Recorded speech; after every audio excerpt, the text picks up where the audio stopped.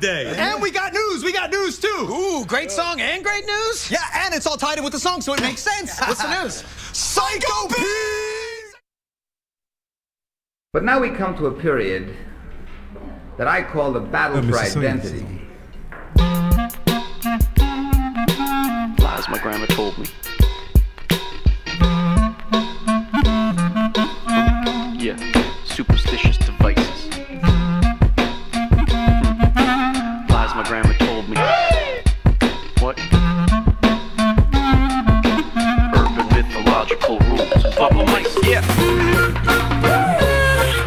Salut les kids et bienvenue dans En attendant Godard, saison 17, épisode 40. Cette semaine, émission, faire le show, tenir le coup et faire avec.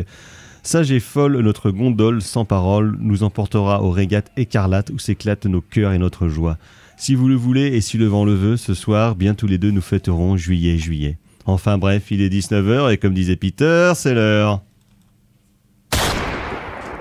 Eh oui, vous êtes bien dans En attendant Godard, l'émission de cinéma sans la fin de l'année, qui est mieux que les autres. Donc vous l'avez peut-être compris, mais c'était une petite citation d'une chanson de François Fellman, Gérard Lenormand, avec la chanson j'étais pas loin. Juillet. Donc nous parlerons ce soir de September and July, le film de Ariane Labed qui vient de sortir en VOD après sa sortie cinéma au mois de février dernier.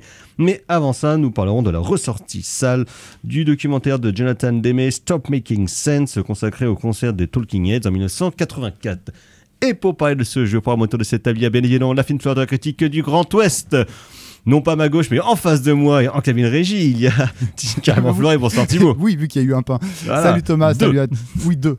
Salut à toutes et à tous. Ça va un petit coup de stress là. Oui, on a entendu un certain coup de semonce, l'émission a bien failli s'arrêter avant même qu'elle ne commence. Ouais, voilà, un coup de fil impromptu auquel il fallait que je réponde. Mais bon, tout va bien. Tout va bien. Tout va pour le mieux. Et donc vous l'avez entendu aussi, il y a le docteur Erwan. Bonsoir docteur. Bonsoir. Donc voilà, Margot ne peut pas être de notre ce soir, d'où le fait que Thibaut se retrouve derrière la vitre. Je pense que tu peux monter un peu le son de ton micro, Thibaut, je pense. Oui. Parce que je trouve qu'on t'entendait comme si tu étais vachement loin de nous. Pourtant, je suis à fond. Non, c'est bon. Mais tout à l'heure, on a l'impression que tu étais au fond d'un sous-marin. Voilà, donc bref, le studio est en vacances aussi. Exactement, c'est ça. Donc ce sont les forces en présence. Avant de passer à la section critique de cette émission, quelques nouvelles neuves de tête de ligne. Un seau de merde, docteur. Il m'a jeté un seau de merde en pleine figure. Alors les agenda local, pour commencer, nous vous rappelons que la fin du mois, le 29 juin prochain, dans le cadre des films du dimanche soir proposés par nous-mêmes et nos meilleurs ennemis du cinéma est mort, ce sera Indiana Jones et le Temple maudit, donc le deuxième volume de la saga qui passera, après le premier il y a 2 semaines. Donc, voilà, ça va être formidable. Nous rappelons le film à l'époque était interdit moins de 13 ans, en tout cas en Amérique, en France. Je n'aurais qu'un mot, Kalima. Kalima, Chaptiné. Donc voilà, venez, ça va être formidable. Sinon, pardon, je me suis pincé le nez en parlant. Donc ce jeudi... tu veux me parler comme ça ? Ce jeudi 19 juin, 2 rendez-vous possibles à l'Arvor dans le cadre des rendez-vous de Clair Obscur. C'est une avant-première, parce que le film ne sortira qu'en janvier prochain dans les salles. Ce sera une reprise de Cannes, l'agent secret de Kleber Mendoza Filho. Et sinon, à peu près à la même heure au TNB, donc ce serait la dernière rencontre de l'année que propose notre camarade, le docteur Jean-Baptiste Massuet, dans le cadre des rencontres cinéma et jeux vidéo, où il jouera avant à Alien Isolation. Et ensuite, ce sera la projection du film donc Alien de Ridley Scott. Qui a joué Alien Isolation ? J'ai dû faire, j'imagine, à peu près peut-être un tiers, la moitié, mais ça me fout. C'est bien. C'est pas mal, mais ça me fout trop les chocottes. Ah, moi j'ai juste joué aux 10 premières minutes, pour l'instant ça allait. Mais parce qu'il ne te passe pas grand-chose. Oui. Mais c'est dès que l'alien commence à arriver, et il paraît qu'après ça empire, il y a des cyborgs, il y a des machins. C'est pour ça que tout veut te tuer. C'est pour ça que j'ai bien fait de pas continuer. Ouais, non, c'est un truc où tu passes ton temps à te planquer. Donc voilà, Jean-Baptiste fera une petite analyse du jeu avant. J'ai vu qu'il y avait une série aussi qui va sortir, mais qui n'est pas encore sortie. Qui est alors dans le showrunner et le showrunner de la série Fargo. C'est ça, ouais, Noah Hawley. Donc, apparemment, donc avec un truc d'alien sur Terre. Voilà. Écoutez, ça pourra pas être plus nul que Alien Romulus. Voilà, ça me tentait pas. Puis quand j'ai vu Noah Hawley, je me suis dit why not ? Pourquoi pas ? Ça sort cet été. Ça sort cet été, tout prochainement. Sur Disney+. Autrement, cette semaine est toujours à l'Arvor, donc à 11h, ce sera la nouvelle séance de Cinévorax avec le Fantomas de André Hunebelle. Très chouette. Quelle imitation formidable. Et à 18h... Moi, quand j'étais petit, je captais pas du tout que Jean Marais et Fantôme... franchement, à la fin du film, je m'étais fait avoir. C'est parce que c'est pas le même acteur qui le double.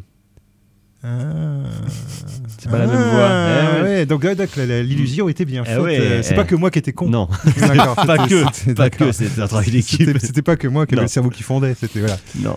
Et donc toujours le 22 dimanche à 18h, ce sera La Soif du Mal de Orson Welles. Pas mal. Ouais, un film bien positif. Oui aussi, oui, bien funky. Autrement, donc sortie nationale demain, pour rester dans le positif, on ne l'attendait plus parce qu'on ne l'attendait pas, c'est donc 28 ans plus tard, la suite de 28 jours et 28 semaines plus tard, 20 ans après le premier, et à peu près 18 après le deuxième. 28 semaines était dans mon souvenir, n'était pas si mauvais. Moi. Alors moi j'avais trouvé ça...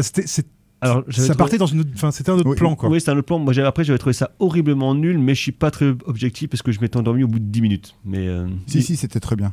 Moi, j'ai souvenir que ça partait dans un autre truc. C'est assez surprenant, mais ça fait longtemps que j'ai vu ça. Ouais, donc, c'est qui fait là, c'est Danny Boyle, toujours. Oh, Danny Boyle, il fait que recycler. Il y a encore un Trainspotting qui va sortir. Probablement, oui. Mais je crois que c'est c'est vrai. Ouais, je crois qu'il y a un troisième Trainspotting qui sort. Écoute, au moins, s'il refait ses meilleurs films, ça évitera d'en refaire des nuls comme il a l'habitude. Voilà, 28 ans espoir plus tard. Espoir déçu des années 90, Danny Boyle. 28 ans plus tard avec Jodie Comer, Aaron Taylor Johnson et Ralph Fiennes. Ralph Fiennes que l'on retrouve dans un film aussi qui ne sort pas à Rennes, scandaleusement, donc The Return, le retour d'Ulysse, dans lequel cette vieille baderne bodybuildée désormais de Ralph Fiennes joue donc Ulysse à son retour d'Ithaque pendant que Pénélope, jouée par Juliette Binoche, l'attend au milieu des prétendants. Qui c'est qui réalise ça? Je sais pas. C'est pas un blockbuster, ça. Non, c'est plutôt. Ça ressemble à du Julie Témor. Non, c'est plutôt du arty. C'est quand même Binoche et Fiennes. Ouais, parce que Ralph Fiennes, mais c'est quand même. Bodybuildé, alors oui, si tu vois il a soulevé de la fonte. Oui, quand même. Tu vois, parce qu'il est pas connu pour. Non, mais il est bien sec. Comme il passe la moitié du film torse nu, je pense qu'il s'est dit qu'il voulait montrer qu'à 60 ans. Ouais. Oh, ça va, il porte beau. Oui, ça va. C'est l'intérêt de perdre ses cheveux tôt. Après, tu bouges plus trop. Autrement, il y a une comédie française, mais plutôt du style MK2, qui s'appelle Avignon, qui donc se passe pendant le Festival d'Avignon avec Baptiste Le Caplin. Je passe. Voilà. Il y a aussi une autre comédie française, mais plutôt sensible dans la veine Retour au Bled, qui s'appelle Sur la route de papa, avec Redouane Bougaraba, donc ils vont ramener les cendres de leur père au Bled. Il y a le dernier long métrage, pour le coup c'est sûr, de Laurent Cantet, donc Enzo, qui est décédé pendant la production du film, mais le film a été terminé par son ami donc Romain Campillo. Le film était à Cannes là, donc c'est un genre de collaboration étrange entre ce film-là. Mais en tout cas, moi en tout cas j'aimais beaucoup le travail de Laurent Cantet et Romain Campillo, est un cinéaste très intéressant, donc à vérifier. Nous en avions parlé plus tôt dans l'année.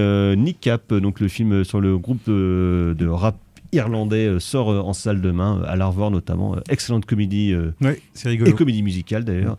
Nick Cap en plus en ce moment ils sont en pleine bourre parce qu'ils se font tirer dans les pattes par tous les politiques. Mais oui, parce qu'ils sont fait expulser de Coachella c'est ça, parce qu'ils avaient mis Fuck Israël en bandeau. Oui, c'est un peu tendax. En Angleterre, ça chie aussi, ils n'arrêtent pas de chier sur Bono, mais ça c'est normal. Donc, voilà. Ces garçons sont vraiment de plus en plus sympathiques. Surtout qu'en Irlande, effectivement, le soutien à la Palestine, c'est beaucoup plus fort que dans d'autres pays. C'est quasiment le seul État européen qui les soutient activement. Parce qu'ils savent un peu ce que c'est que l'occupation par une force étrangère. C'est exactement ce qu'ils disaient. Ça leur a laissé des mauvais souvenirs. Exactement. Donc, un esprit de solidarité, on imagine. Et sinon, 2 documentaires. Le documentaire de Antonin Perret-Jadko sur la guerre en Ukraine, Voyage au bord de la guerre, qui passera aussi à l'Arvor. Et dans un tout autre genre, Dakar Chronicles, donc documentaire rétrospectif fabuleux sur 50 ans de Paris-Dakar, par l'acteur-réalisateur Jalil Lesper. Oui, ça rend du rêve. Pas de concert au cinéma cette semaine, les garçons. Je suis désolé, vous ne pourrez pas vous enjailler, mais heureusement, c'est la fête de la musique ce samedi. Et ce soir, il y a quand même concert au cinéma. Alors, exactement, d'où nous allons reparler tout à l'heure, dès à présent, d'ailleurs, après une petite pause musicale où on va brûler la maison.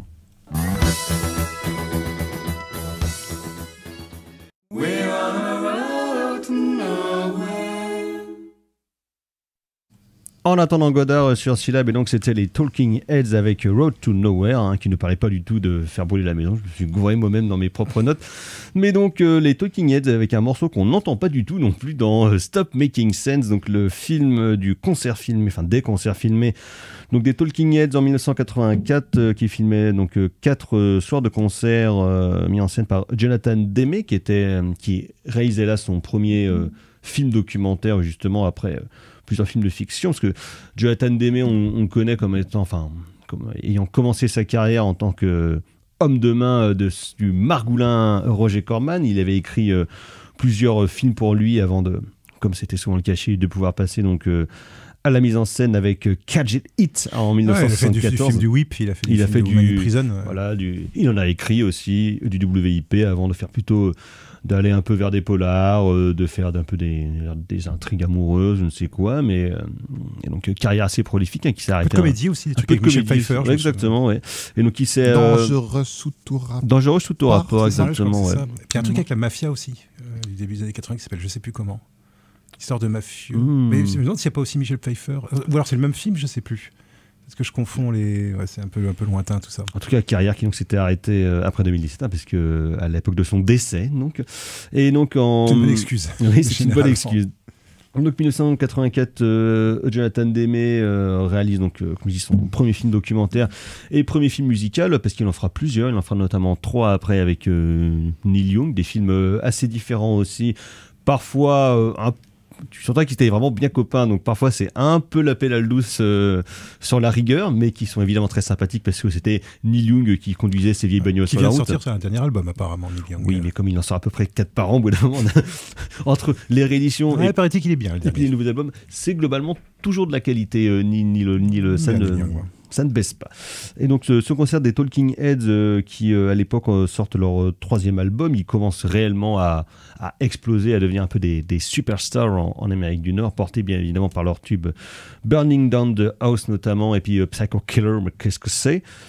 Et donc c'est Jonathan Demme en fait qui va voir les Talking Heads et qui leur propose de filmer donc plusieurs de leurs concerts pour en faire un seul, mais avec des moyens de cinéma, donc avec des caméras 35 mm, parce qu'il y a à la fois la musique du groupe qui l'intéresse, la personnalité du leader du groupe, donc qui est David Byrne, sur lequel on va revenir aussi, mais également toute la scénographie qu'ont mis en place les Talking Heads au fur et à mesure de leur tournée, qui est assez particulière, qui est très intéressante, et avec lequel Jonathan Demme va justement venir jouer avec cette scénographie particulière en la prenant en compte dans le filmage de ses performances, parce qu'évidemment une des questions aussi qui va nous intéresser, c'est comment est-ce que par l'image on arrive à retranscrire la créativité et l'énergie d'un groupe sur scène. Thibaut. Oui, et il faut rajouter en plus dans cette espèce de all-star cast du documentaire musical que le directeur de la photo, en fait, c'est le directeur de la photo de Ridley Scott,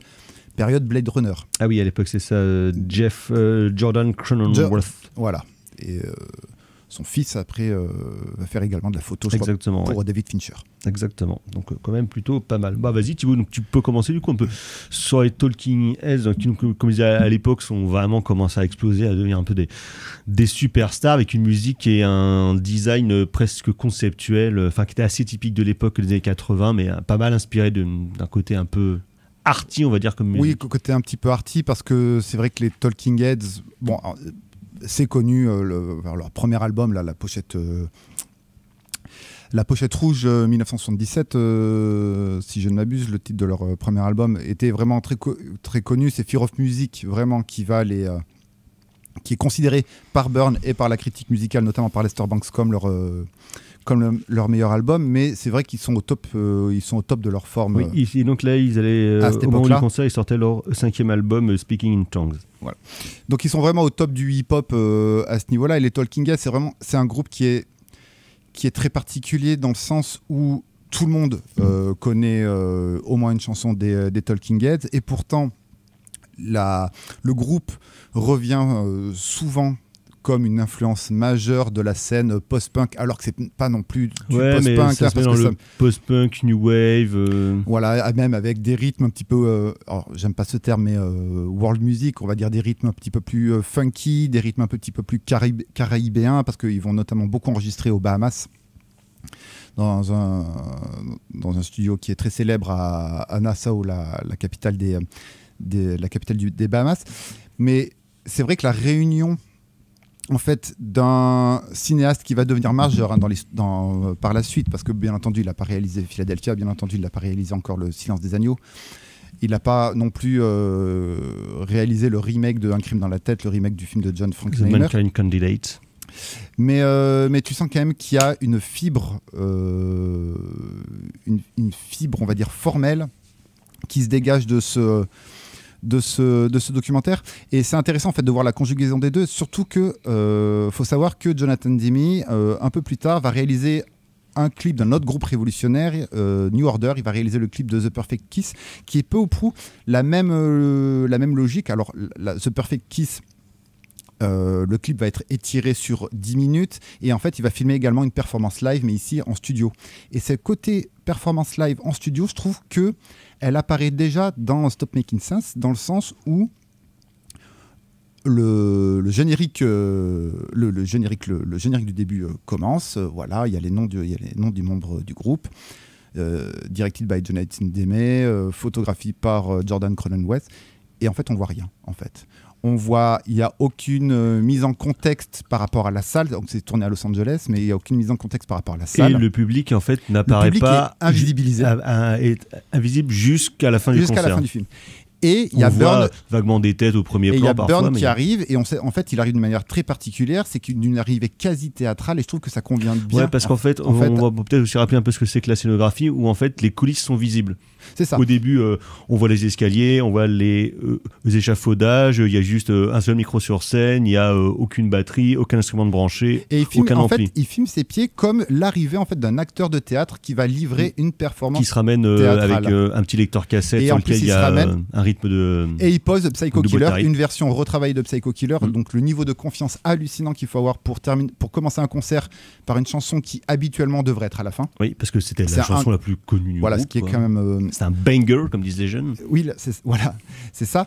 Et en fait, du coup, il y a une imagerie, l'imagerie musicale de Jonathan Demme qui veut capter un concert, mais pas n'importe comment, et t'as l'imagerie révolutionnaire des Talking Heads qui puisent de ci, de là, pour en faire après leur propre patouille et devenir le groupe légendaire qu'il est. Et je trouve qu'en fait, la combinaison, la balance, fonctionne hyper bien, parce que, alors, on va entendre le concert en entier. En fait, le principe, le public, où est-il ? C'est que dans toutes les 10 premières minutes, en fait, à chaque nouvelle chanson, c'est un nouvel instrument qui arrive. Avec son nouveau musicien. Après, c'est la basse, après, c'est la batterie. Et un nouvel élément de décor. C'est ça. Qui arrive. Et la scénographie, après, elle va être changeante au fur et à mesure du concert. Et en fait, le film, en fait, il est beaucoup dit que Stop Making Sense, c'est le plus grand, peut-être, je sais pas le plus grand, mais un des plus grands documentaires musicaux un des plus grands concerts filmés, en tout cas. De l'histoire du cinéma. Parce que, au-delà de la performance des Talking Heads, c'est le mélange entre dispositifs cinématographiques, production cinématographique, musique absolument stellaire, et en même temps ce côté théâtral dans la gestion des couleurs, dans la gestion des décors. Comme tu l'as dit, le décor on va jouer un petit peu avec le décor, et aussi avec les drapés, avec des couleurs, et surtout par rapport aux costumes. Voilà, parce que les Talking Heads n'est pas un groupe clownesque, mais pas trop la fantaisie, non. Mais David Byrne a un côté un petit peu carnavalesque. C'est un côté un peu pince sans rire, en fait, moi, je trouve, comme groupe un peu... presque anglais. Ouais, il y a quelque chose de presque britannique, ouais. Oui. Donc, voilà, je trouve que le mélange de tout ça fait que, bien entendu, tu suis le film parce que les chansons sont incroyables, mais que tu suis le film tout en te questionnant sur qu'est-ce que je suis en train de regarder. Et je trouve que ça, c'est la marque de fabrique de très grands documentaires musicaux. Erwan. Alors, moi, le truc, c'est que c'est un film un peu brouillon, mais vous m'avez compris. C'est un film dont j'entends parler depuis vachement longtemps. Mais moi, je suis quelqu'un je suis un peu comme ce que tu décrivais tout à l'heure, c'est-à-dire que moi, je suis arrivé très très tard. Hein. Visiblement, vous connaissez les Talking Heads depuis plus longtemps que moi.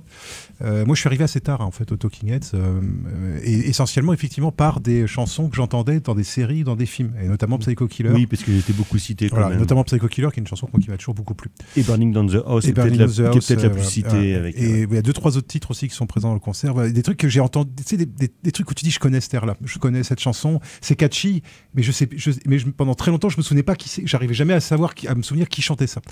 Et en fait, alors un truc intéressant, fun fact, en fait, il n'y a pas longtemps, est sorti en vinyle, non pas la BO du film, mais une version en fait de ce concert enregistré sur la même tournée, mais pas à Los Angeles comme c'est le cas pour le film, mais à Minneapolis. C'est les 4 soirs. Voilà, et à Los c'est assez Angeles. intéressant parce qu'en fait, alors déjà le track listing n'est pas du tout dans le même ordre, et ce qui est assez intéressant, c'est de voir à quel point il y a très très peu d'improvisation.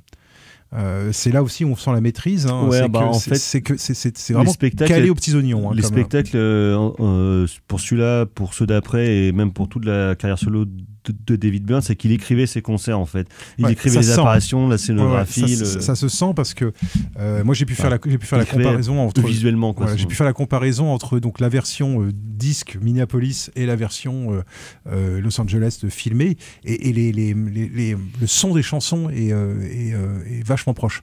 Donc ça, alors je sais pas si la scéno est égale, mais j'imagine que oui, parce que il y a quand même un truc. Alors je sais pas à quel moment de la tournée se place ce concert-là. Est-ce que c'est en fin de tournée? Décembre 83. Ouais, mais est-ce que c'est en fin de tournée? Est-ce que c'est au bout de 40 dates ou est-ce que c'est genre la 3e date? Parce que pour Los Angeles, ouais, parce que c'est la fin de tournée. Ouais, parce que ça se sent. Parce que ils sont carrés. C'est bien en place. Ouais, tout le monde est bien en place, quoi.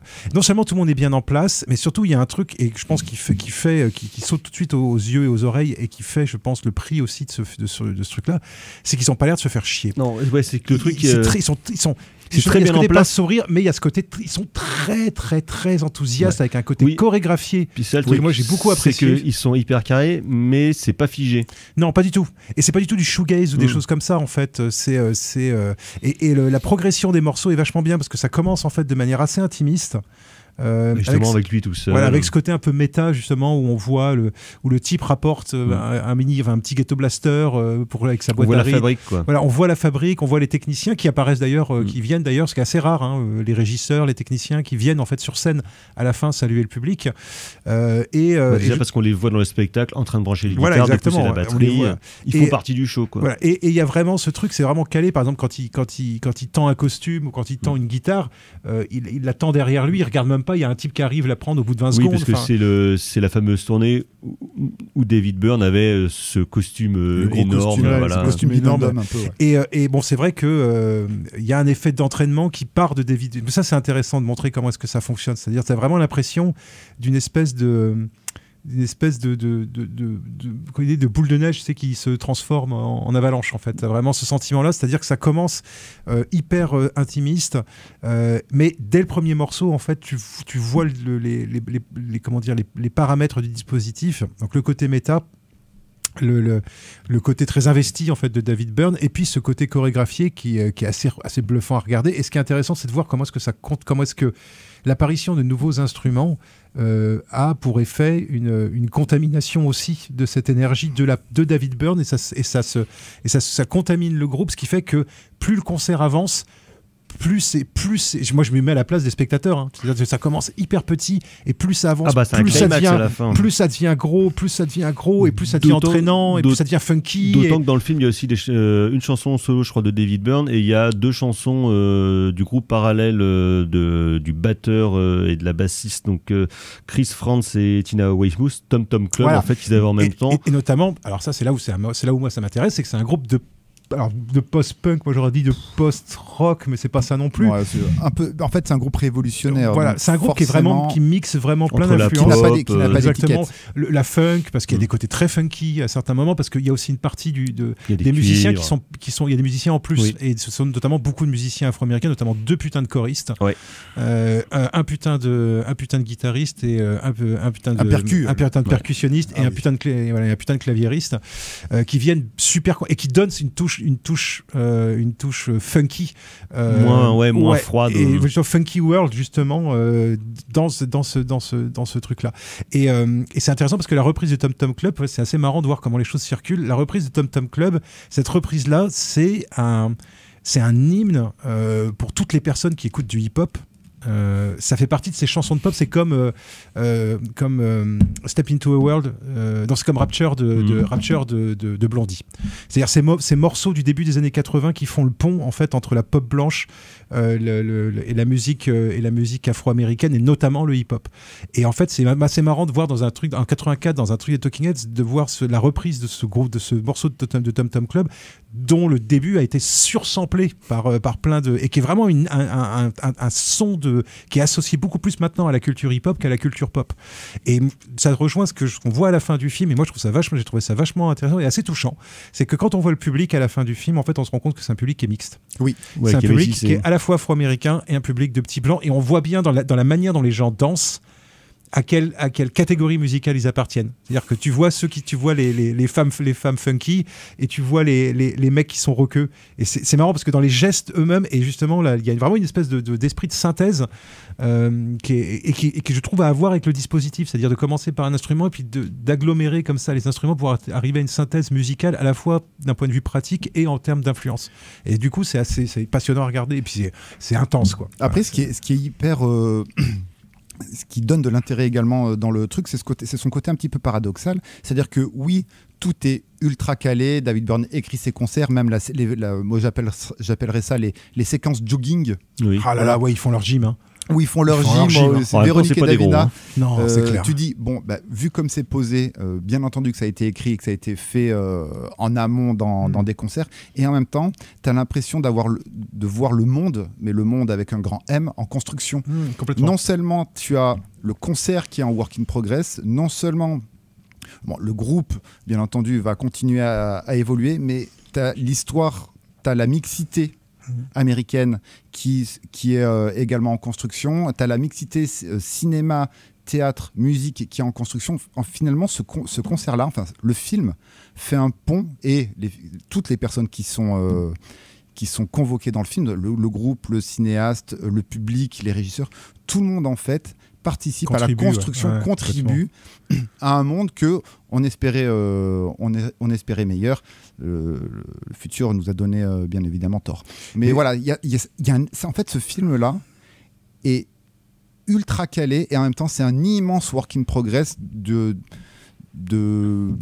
positivité, d'optimisme, qui fait vraiment du bien. Il y a encore un reste justement des années 70, le côté happening, tu sais, le côté contre-culturel. Le côté contre-culture, t'as à la fois ça, et en même temps le côté show à l'américaine, hyper calé. Le côté c'est vraiment la rencontre des deux mondes, quoi. Résidu de contre-culture, hyper capitalisme américain des années 80, fin des illusions, donc ils sont pas dupes non plus. Non, c'est très ironique. Ce que la musique porte, c'est très ironique, sarcastique presque. Très sarcastique, ouais.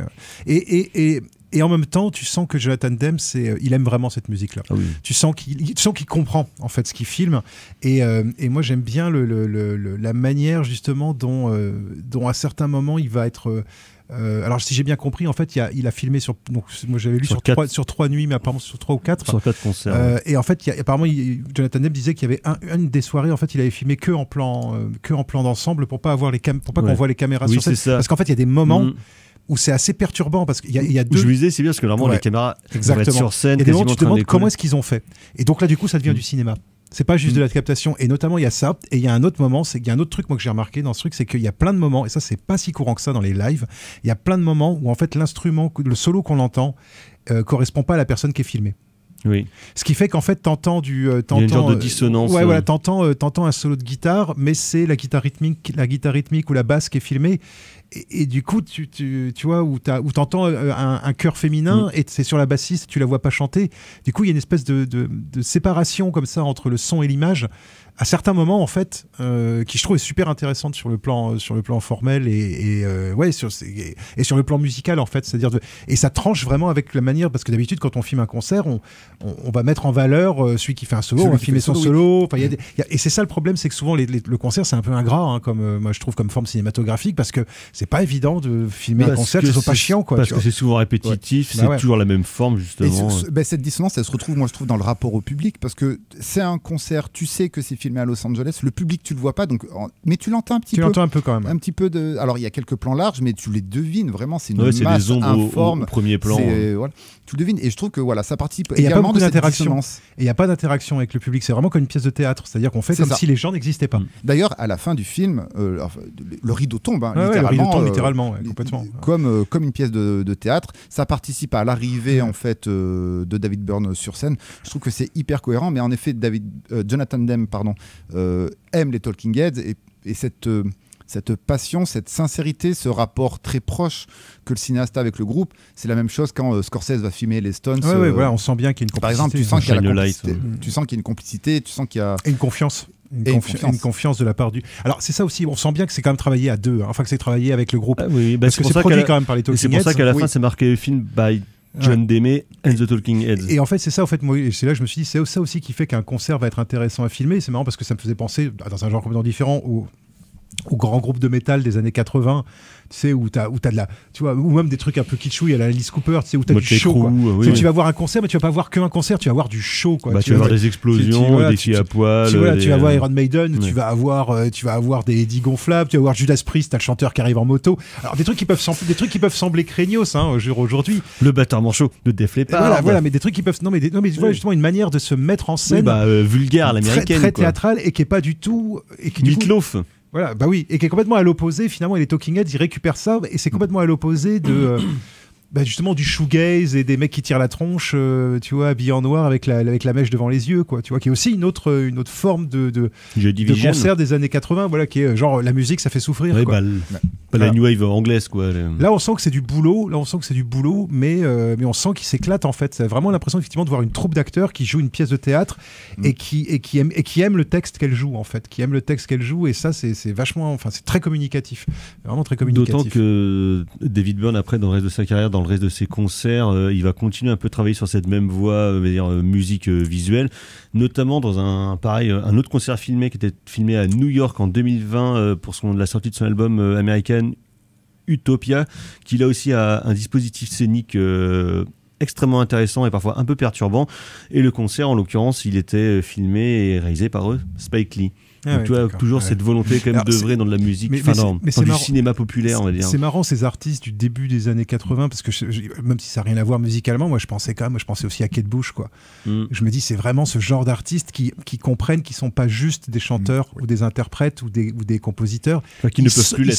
Ils sont des acteurs. Ils sont des acteurs, ils sont des actrices, et ils deviennent des personnages. Et ils incarnent des personnages, et du coup ça justifie complètement qu'un cinéaste s'intéresse à filmer justement ces personnages-là, parce qu'ils ont une histoire à raconter qui va au-delà des paroles des chansons, quoi, ou de la musique tout simplement, mais qui va aussi sur le dispositif, la manière dont scéniquement c'est goupillé, quoi.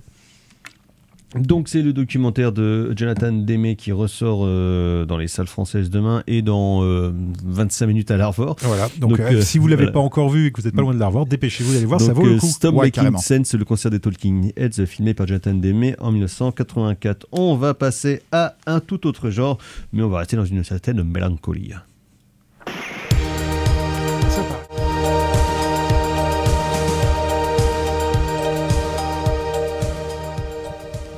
En attendant Godard sur Syllab, et donc c'était Molly Nielsen avec le titre Mountain Time, que l'on entend donc dans September and July, aka September 16, premier long métrage, celle qu'on connaît plutôt comme une actrice, donc Ariane Labed.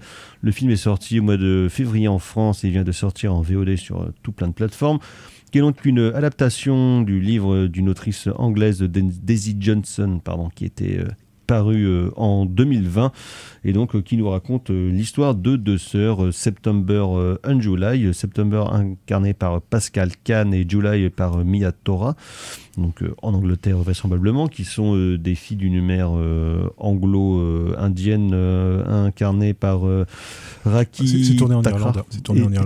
Il y a le pape dans la scène du bar, il y a le pape, il y a le portrait du pape. Exactement. Donc, ça veut dire que ça c'est irlandais. Donc mais au Royaume-Uni.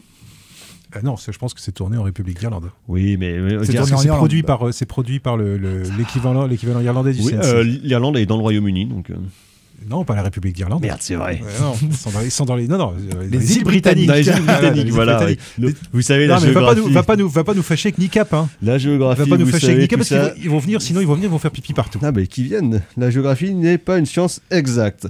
Donc, l'histoire de ces deux sœurs, September and July, qui entretiennent des relations pour le moins troubles et étranges, et que leur mère, qui les fait poser pour ces différentes créations photographiques, notamment, et on sent que ça leur pèse, et les deux sœurs, donc September and July, qui ont une très grande complicité, mais où la grande sœur, donc September, a aussi July, un certain ascendant sur sa petite sœur, une genre de manipulation psychologique et relativement retors.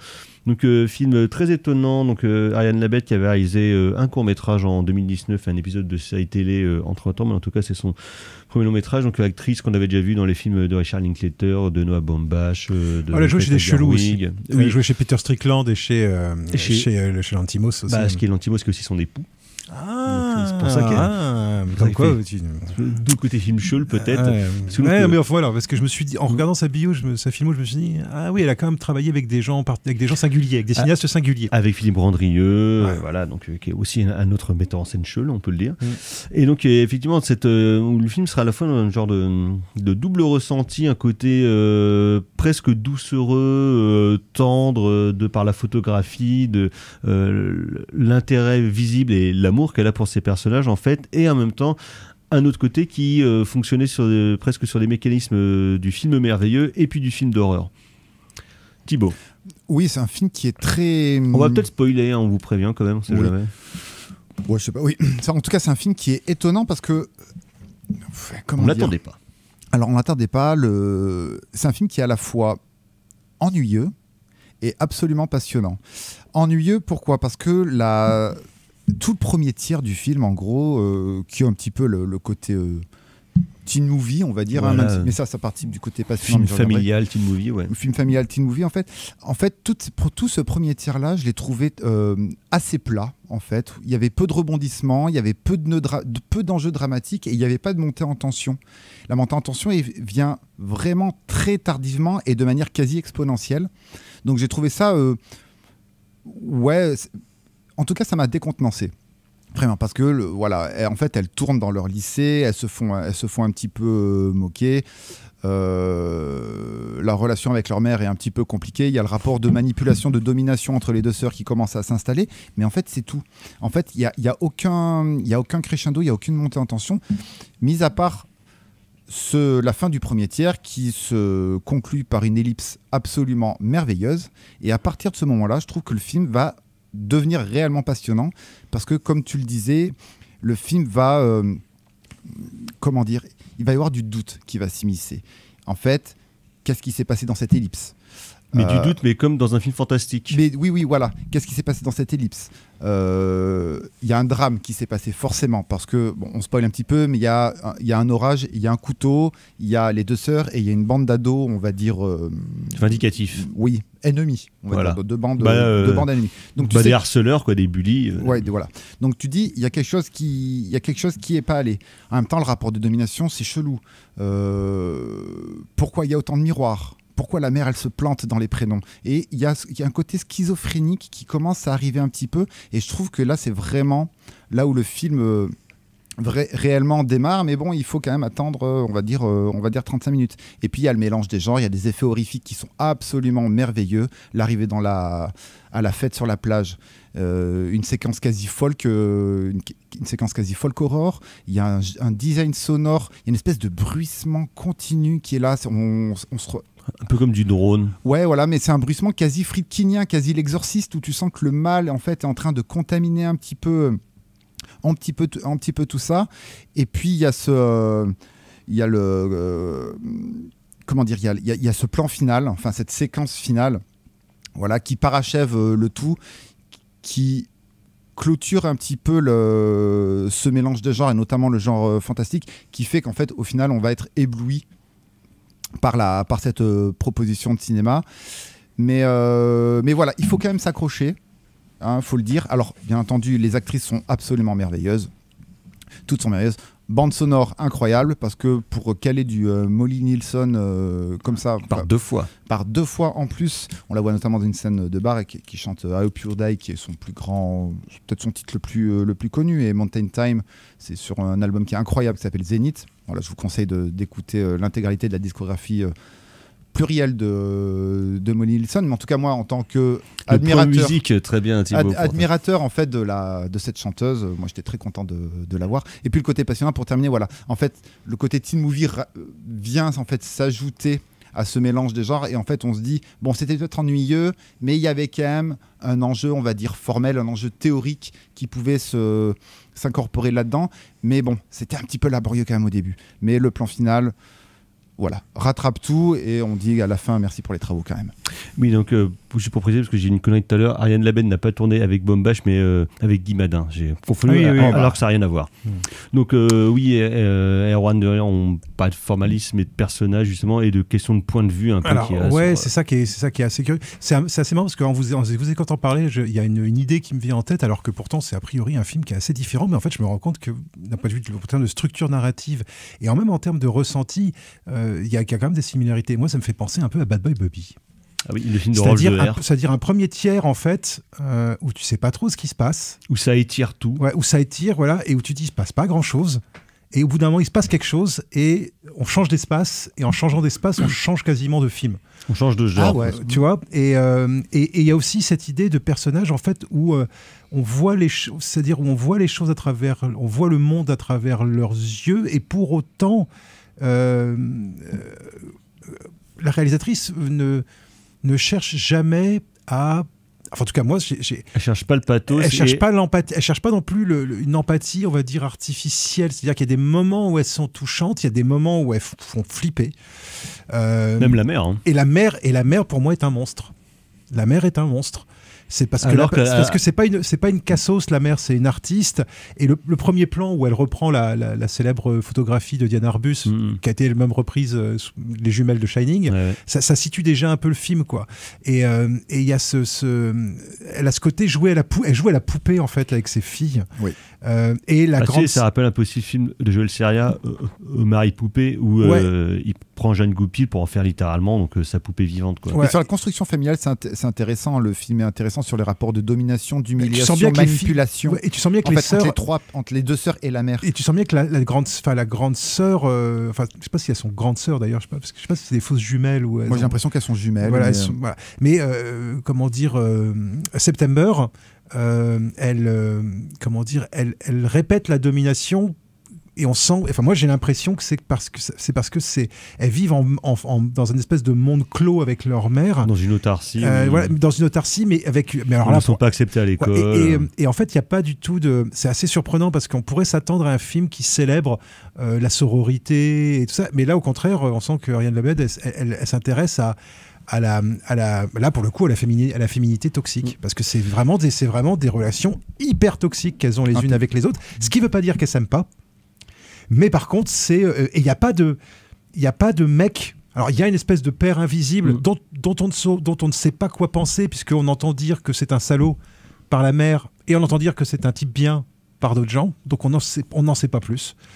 Et à la fin, la mère, elle a toute une espèce de monologue où on comprend aussi pourquoi est-ce qu'elle est comme ça. Et donc, ce personnage que moi, j'ai trouvé assez monstrueux, et j'ai vraiment eu du mal à m'attacher au personnage de la mère. Carrie, quoi. Elle est quelque part sauvée in extremis par elle aussi une espèce de cycle névrotique en fait qui la transforme en monstre, et il y a une espèce d'indifférence en fait, c'est ça. Et puis il y a une société extérieure qui est un peu comme dans Bad Boy Bobby, il y a une société extérieure qui est soit indifférente, donc on se dit mais comment ça se fait que personne n'agit, quoi, personne ne dit rien sur ce qui est en train de se passer alors qu'à l'évidence elles sont en train de se détruire, ou alors c'est hostile. Ariane Labelle, en plus, c'est une actrice et donc metteuse en scène qui est très engagée aussi sur les questions des VSS au cinéma, sur la représentation des femmes de manière générale, et enfin, en tout cas dans le cas du cinéma. Et elle disait que justement, elle voulait faire un genre de film fantastique qui prenne un peu à rebours, on va dire, tous les attendus de la manière de filmer des femmes dans des films d'horreur, mais ce qui du coup fait ressortir presque une autre monstruosité qui est plus, entre guillemets, banale. Oui, qui est banal. Et alors, ça peut cuisiner avec des choses, moi je trouve assez drôles. C'est-à-dire la scène de sexe. Elle est super. Avec la mère, où on entend ce à quoi elle pense pendant qu'elle fait l'amour. Enfin, moi j'ai trouvé que c'était une scène plutôt drôle. La scène de la chorégraphie, où on voit les deux filles répéter une choré qu'elles regardent sur YouTube. Et nous, en fait, on voit pas trop. On voit que des petits sur TikTok, je pense. Sur TikTok plutôt, pardon. Et on voit des petits. Désolé, c'est l'âge. Boomer. Et on voit juste des tout petits clips, et on sent que la fille qui fait la choré, elle a répété, machin, tout ça, et on voit les filles la faire, et après on voit la mère au-dessus, en train de qui connaît la chanson et qui fait aussi la choré. Enfin, c'est très très mystérieux, et moi c'est un film qui est pas facile en termes d'identification et en termes de ressenti, mais c'est ça à mon avis qui fait son intérêt, c'est que c'est pas couru d'avance, c'est pas un film couru d'avance. Non, c'est ça. Après on pourrait le rapporter. T'as pensé à Bad Boy Baby, moi, enfin je pense que ça c'est assez tarte à la crème, ce que je vais dire, mais est-ce que ce serait pas une cinéaste à rapprocher de Noémie Merlan, hein, The Substance. Hein. Ouais. Voilà. Non. Farja. Noémie Farja, pardon. Noémie Merlan, c'est une actrice. Coralie Farja. Coralie Farja. Voilà. Noémie Merlan, elle fait aussi des films, mais c'est pas tout à fait le même genre. Oui. Non, mais de The Substance ou alors du cinéma de Julia Ducournau.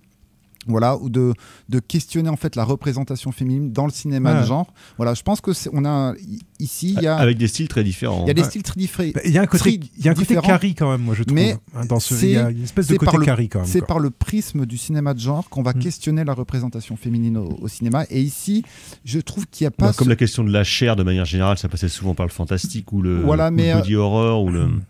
À l'inverse de The Substance ou des films de Julia Ducournau et notamment Grave, je trouve que ici ça fait, le film est ultra léché, les cadres sont impeccables, mais pourtant j'ai l'impression de ne pas voir un film de première de la classe. Non.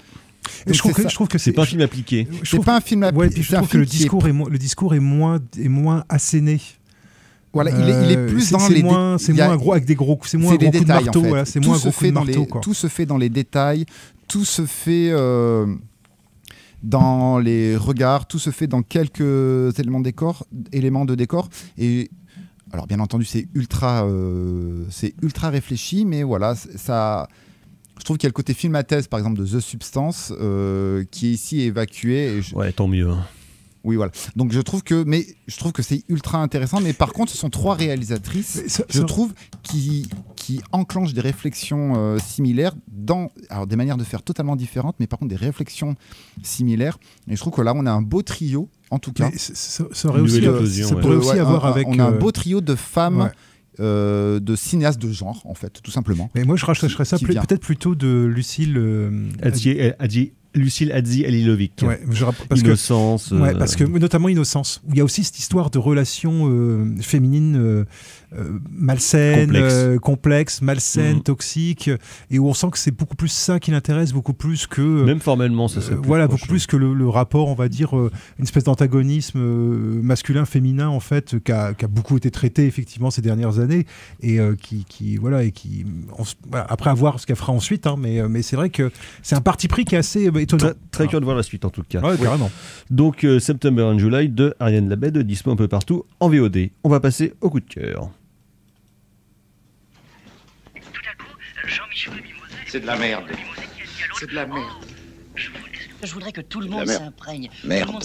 C'est vraiment la plus grande merde des merdes.